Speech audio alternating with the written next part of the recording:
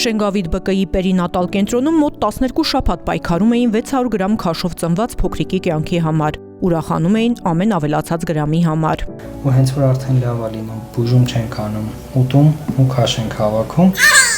այս բուժումները դառնում են բաժնի ուրախություն։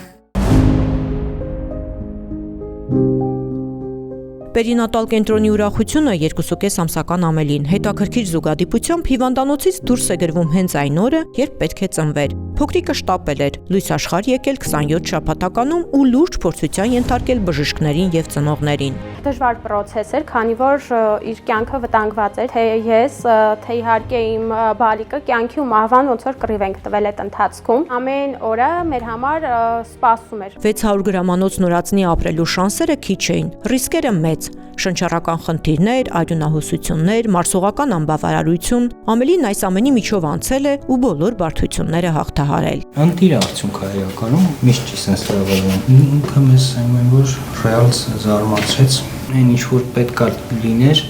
սպասում էինք որ կլիներ, եղավ իհարկե, բայց շատ ավելի հեշտ դուրս եկանք այդ ամեն ինչի մեջից։ Ես որ ինքը մեր օրինակելի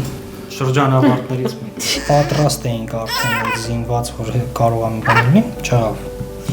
Այնպես որ ինքն իր զաչոտները ստացել